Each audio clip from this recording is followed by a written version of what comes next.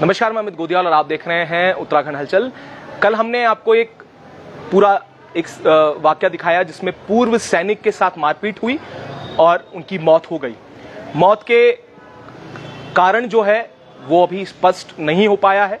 Police ने भी इसमें बयान दिया है कि जो सीसीटीवी फुटेज मिली है वहां पर जिस तरीके से मारपीट होती भी दिख रही है, और उस मौत के बाद दूसरा जो पक्ष है, जो अंशुल चौधरी हैं, उनकी जो अधिवक्ता हैं, वो आज हमारे साथ हैं। उनसे भी जानते हैं कि आखिर उनका क्या कहना है इस पूरे प्रकरण को लेकर, क्योंकि कल जिनकी मृत्यु हुई उनके बेटे ने इस चैनल में इंटरव्यू दिया। उन्होंने कहा कि मुजफ्फरनगर के कुछ लोग आते हैं, उनके साथ मारपीट करते हैं और मारपीट करने के बाद उन्हें अस्पताल ले जाया जाता है, जहां उन्हें मृत घोषित कर दिया जाता है। उनकी अधिवक्ता हमारे साथ हैं, उनसे भी जानते हैं कि आखिर उनका क्या कहना है। मैडम, कल जो पूरी घटना चंद्रबनी में हुई, जिस तरीके से उन्होंने जो बताया कि मुजफ्फरनगर के कुछ लोग वहां पर आते हैं और उनके जो जमीन है, जिस जमीन पे केस चल रहा है, वहां पर आके जबरन जो है घुसने का प्रयास करते हैं और उनके साथ मारपीट करते हैं, जिसके बाद उनके पिताजी की मौत हो जाती है। इस पर क्या कहेंगे? देखिए, जय श्री राम, नमस्ते। सबसे पहले मैं आपके चैनल का धन्यवाद करती हूँ। और जो भी सोशल मीडिया पे जो वीडियो दिखाई जा रही हैं, वो जो मतलब जो उनका कहना है दूसरी पार्टी का, वो बिल्कुल झूठ कथन वो कर रहे हैं, पूरा झूठा स्टेटमेंट है। मैं आपको वास्तविकता बताती हूँ। जो राधा थापा है और जो वीर बहादुर थापा है, जो फौजी थे जिनकी डेथ हो गई है, उन्होंने प्रॉपर्टी खरीदी थी। जो हमारी बार एसोसिएशन देहरादून की जो अधिवक्ता है जानकी शर्मा, जो कि पूर्व अध्यक्ष अनिल शर्मा चीनी उर्फ कुकरेती की पत्नी हैं, जिन्होंने राधा थापा को, वीर बहादुर थापा को 2223 खसरा बेचा था।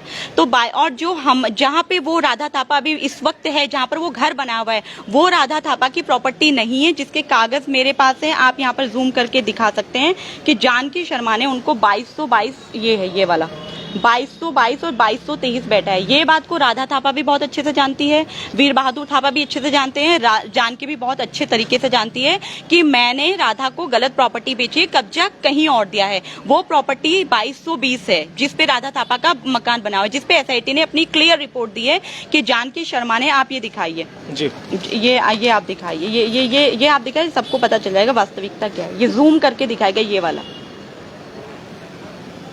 इससे आप समझ जाएंगे कि जानकी शर्मा ने दून हाउसिंग कंपनी की जो प्रॉपर्टी थी उसको खुद बुट करके इन्होंने लोगों को, जानकी शर्मा ने 2222 2223 पे की रजिस्ट्री करती है, जो कि जहां पर घटना स्थल है उससे वो जमीन काफी अलग जमीन है। इस जमीन पे नहीं है जहां पर अभी राधा थापा बैठी है, वो जमीन 2220 है। उसकी एसआईटी ने रिपोर्ट दी, पटवारी ने रिपोर्ट दी, उसकी एसडीएम की रिपोर्ट आ रखी है। उसके बाद देखिए, अब वहां पर बात, आप लोग कह रहे हैं कि वो सुबह 5 बजे क्या करने गए। मेरी जमीन है, अंशुल चौधरी ने जो प्लॉट लिया है वो 2220 लिया है, उसका 1 नंबर का रजिस्ट्रेशन है, उसको बाकायदा उसका म्यूटेशन हो रखा है, उसका बिजली का बिल उसका वहां पर है, ये आप बिजली का बिल यहाँ पर देख सकते हैं, ठीक है ना। वो प्रॉपर्टी जो बेची थी वो जानकी शर्मा पूरन, जो उसका जानकी शर्मा का भाई अधिवक्ता का, ये देखिए शिमला देवी पूरन, ये जानकी शर्मा का भाई है। इसके साथ हमारी पार्टी का विवाद चल रहा है। तो पार्टी ऑलरेडी जानकी शर्मा इसमें बनी हुई है क्योंकि उसने प्रॉपर्टी बेची है। लेकिन वहां पर जो भी घटना जो ये लोगों को दिखा रहे हैं वो बिल्कुल गुमराह कर रहे हैं। अब जो कल घटना हुई है, देखिए, हमारी पार्टी का प्लॉट है, मैं अपने घर में, मैं अपनी प्लॉट की देखरेख के लिए मैं रात को जाऊं, मैं 12 बजे जाऊं, मैं सुबह जाऊं, वो कौन होते हैं मुझे रोकने वाले? पुलिस को सब कुछ दे दिया, पुलिस को एसआईटी की रिपोर्ट दे दी, सब कुछ दे। पुलिस को तो देखना चाहिए ना कि बैठे हुए कहाँ पे हैं। वो बोलते हैं हमें इससे मतलब नहीं है। जब आपको इससे मतलब नहीं है तो फिर आगे जांच क्या होगी? अब जब कल देखिए मारपीट हुई हमारी पार्टी के साथ, मेडिकल हमारे, ये देखिए सुबह हमने सबसे पहले वरिष्ठ पुलिस अधीक्षक महोदय को सुबह ही प्रार्थना पत्र दे दिया था। हमारा मुकदमा जो दूसरी पार्टी विपक्षी हैं, जिसमें राधा थापा, वीर बहादुर थापा और कार्तिक उसके बेटे हैं, और वीडियो आप देखेंगे, वीडियो आप मुझसे ले सकते हैं, जिसमें वो मारपीट करते हुए हमारी पार्टी के साथ वो मारपीट कर रहे हैं, जो बहुत ही हार्ड इंजरी उनको आई है, उनको मेडिकल भी है। तो देखिए, इसमें मैं आपसे कहना चाहती हूँ, इसमें जो भी करता धरता है, जानकी शर्मा अधिवक्ता है, उसके पति अनिल शर्मा है। अभी देखिए, उन्होंने हमारी पार्टी पे एक मुकदमा दर्ज कराया, वो कैसे भी करके कराया, प्रेशराइज होके कराया, जैसे भी कराया। तो उसमें उन्होंने मुकदमा कराए। देखिए वो सब धारा उसमें नहीं बनती है। आप पोस्टमार्टम की अभी रिपोर्ट आई नहीं है, लेकिन डॉक्टरों ने अभी जो पुलिस पटेलनगर थाना ने अपना वो एक प्रेस नोट जारी किया जिसमें उन्होंने बोला कि उसको कार्डियल अटैक आया था, उसकी वजह से उसकी डेथ हुई है। ठीक है ना। अब हत्या का मुकदमा हमारी पार्टी पे, अब देखिए सर पुलिस के लिए मैं कुछ कहना नहीं चाहती हूँ अभी। ठीक है। क्या इन्हें जो पार्टी है जिनकी डेथ हुई है उन्हें मालूम था कि जो प्रॉपर्टी उन्हें दी गई है वो दून हाउसिंग की है? ये सवाल इसलिए भी मैं कह रहा हूँ क्योंकि दो आप बोल रहे हैं 20 में जो 20 नंबर है वो दून हाउसिंग का है। नहीं, तो 2220 अंशुल चौधरी का है। दून हाउसिंग से तो बहुत पहले प्रॉपर्टी ले ली गई थी ना। अब अंशुल चौधरी की माता जी के नाम पे वो प्रॉपर्टी शिमला देवी ने, वो मुझे रजिस्ट्री में देखना पड़ेगा उन्होंने किससे खरीदी है। तो जानकी ने जो कहने का तात्पर्य देखिए यहाँ पर है, यहाँ गुमराह किया जा रहा है। मैं सभी से, पुलिस के जितने भी आला अधिकारी हैं, डीजीपी महोदय, एसएसपी महोदय, मैं आपको सिर्फ यही बताना चाहती हूँ जो भी करता धरता है वो जानकी शर्मा है। जानकी शर्मा के खिलाफ क्लियर कट एसआईटी की रिपोर्ट आ चुकी है, उसके पति के खिलाफ भी आ चुकी है। इन लोगों ने सिर्फ एक ही से फर्जीवाड़ा नहीं किया, ऐसे 10 लोग हैं। आप अभी पर ज्योति दुर्गा को आप देख लीजिए, कनाडा की एक लेडी थी प्रभा रानी सेठ, उनकी प्रॉपर्टी को भी इनके गुर्गों ने खुद करके बेचा था, उसमें एफआईआर दर्ज हुई है। तो देखिए यहाँ पे सिर्फ मैं इतना कहना चाहती हूँ, राधा थापा, वीर बहादुर थापा जिस खतरे पे बैठे हैं वो बिल्कुल क्या बोलते हैं, वो उनका नंबर नहीं है। उनकी जो सेल डीड है वो 2222 और 2223 के, वो खसरा संख्या 2220 है।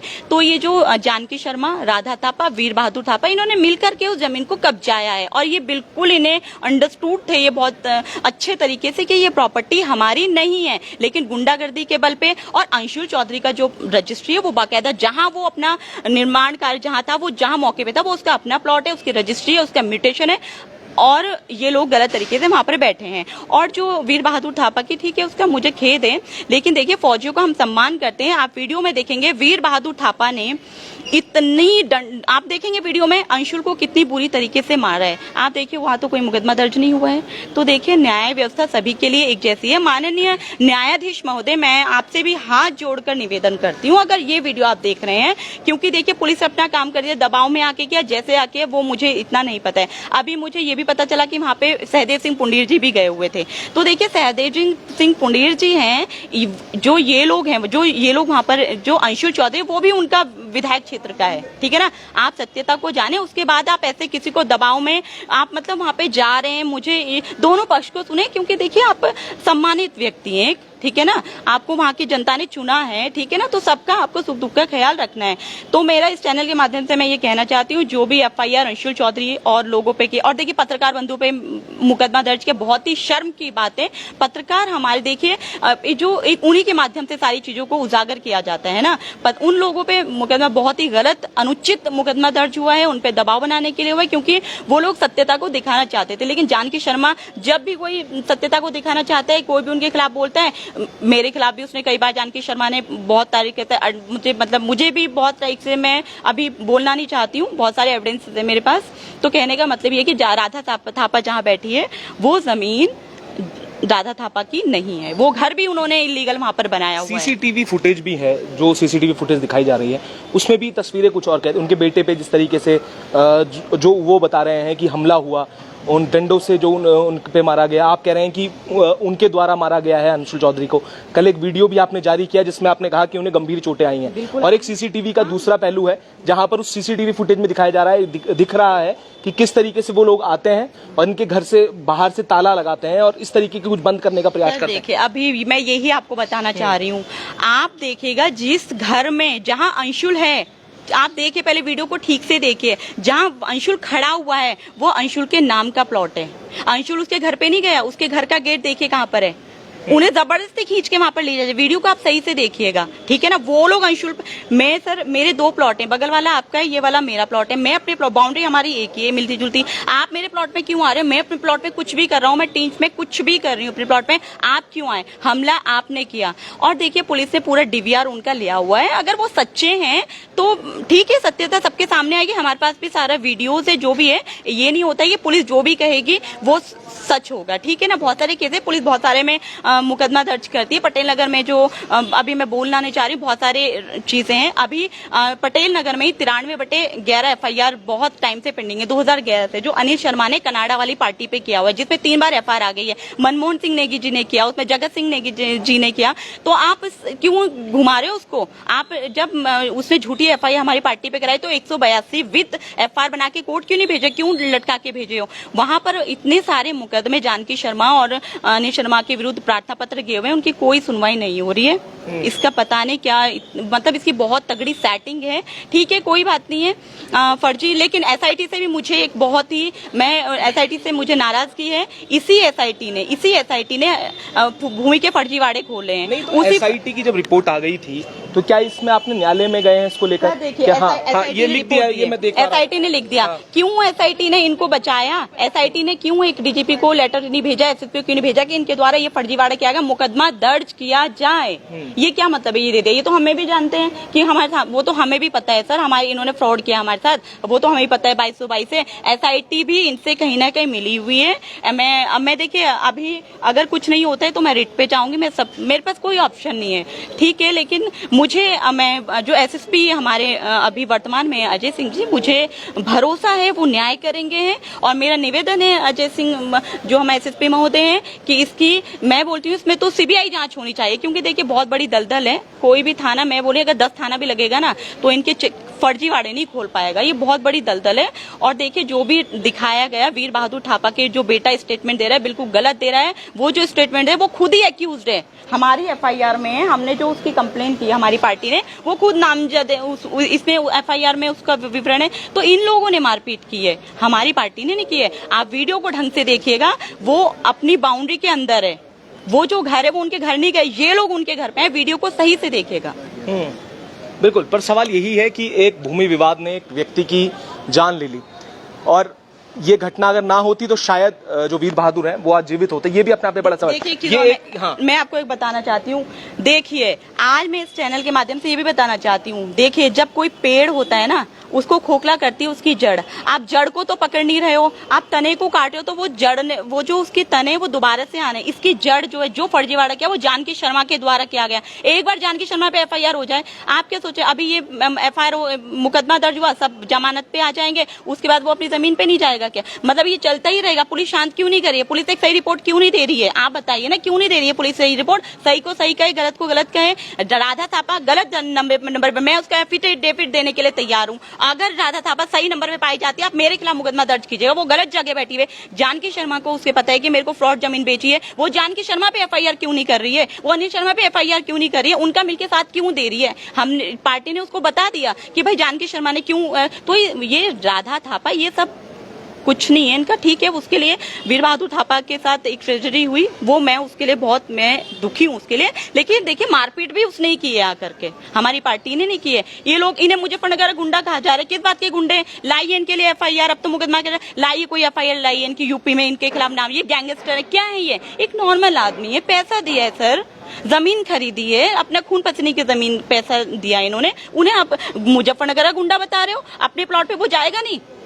मारपीट तो पड़ोसी ने, राधा थापा के बच्चों ने की। आप देखिए, राधा थापा ने की, आप देखिए किस तरह से करे। महिलाओं के साथ उन्होंने मारपीट करी, कपड़े तक फाड़े, लिटा लिटा के मारा हुआ है। वो किसी को नहीं दिखाई दे रहे हैं। झूठी झूठी एक FIR थाने में जाके उसने तहरीर दे दी है, ठीक है। उस पे हम लोग, अपना कोर्ट है, बैठी हुई है कोर्ट, हम जाके लड़ेंगे, ठीक है ना। डॉक्टर, अभी मेडिकल रिपोर्ट भी आनी है, सच का सच, दूध का दूध, दूध पानी का पानी होगा। लेकिन देखिए, मेरा अभी चैनल के माध्यम से यही कहना है, इसमें 420 67 का मुकदमा जानकी शर्मा पे बनता है। इसके सफिशिएंट एविडेंस है, पुलिस को उसके खिलाफ मुकदमा दर्ज करना पड़ेगा। अगर नहीं करना पड़ेगा तो, अगर ये फिर से झगड़ा होगा तो ये सारा जो भी घटना हो रही है उसके लिए जिम्मेदार पुलिस होगी, क्योंकि निपटा नहीं रही है इस चीज को।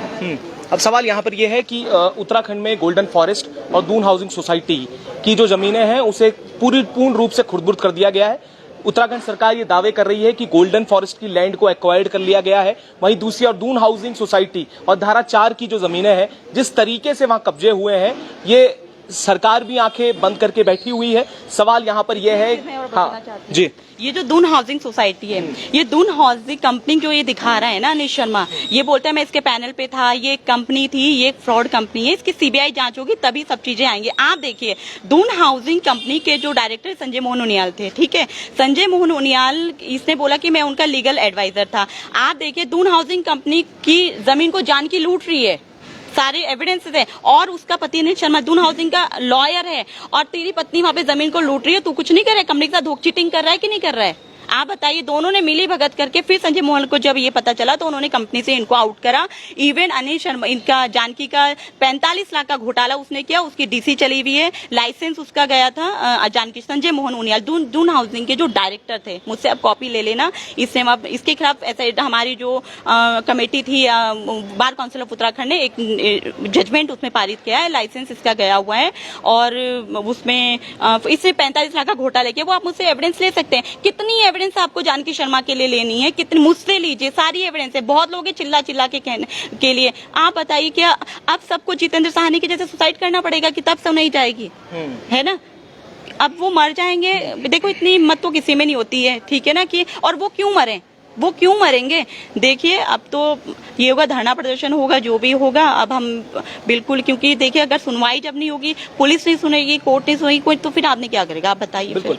एक तरफ यहाँ पर जो अधिवक्ता हैं उन्होंने अपना पक्ष यहाँ पर रखा है, वहीं जो पूर्व सैनिक हैं, तो अन्य जो संगठन के लोग हैं वो भी आज धरना दे रहे हैं और ये मांग कर रहे हैं जिस तरीके से पूर्व सैनिक के घर में जो हमला हुआ, जो सीसीटीवी फुटेज में द्वारा दिख रहा है, वहां का उस सीसीटीवी फुटेज के जो फुटेज देखी गई है उसके बाद आक्रोशित जो है पूर्व सैनिक संगठन के लोग हैं। अब देखना ये होगा कि आगे इस पर क्या कार्रवाई होती है। अभी हत्या जैसे संगीन आरोप पे धाराएं जो है FIR दर्ज कर ली गई है। आगे इसमें क्या होता है, एक संगीन आरोप भी इन्होंने जानकी शर्मा पे लगाए हैं, तो ये भी होगा कि ये जब कोर्ट में मामला चलेगा तो उस समय क्या इस जो ये एंगल से बता रहे हैं, क्या उस पर भी कोर्ट संज्ञान लेगा, क्या उन पर भी मुकदमे होंगे? और जिस तरीके से जमीन की धोखाधड़ी जो उत्तराखंड में चल रही है वो अपने चरम पर है, और ऐसे न जाने कितनी भूमि है जहां पर इस तरीके का जो विवाद है वो बना हुआ है। तो उत्तराखंड सरकार इस पर क्या निर्णय लेगी ये भी देखने वाली बात है। हम भी इस पर पूरी खबर पर नजर बनाए हुए हैं। तब तक ऐसे जुड़े रहिएगा और देखते रहिएगा उत्तराखंड हलचल।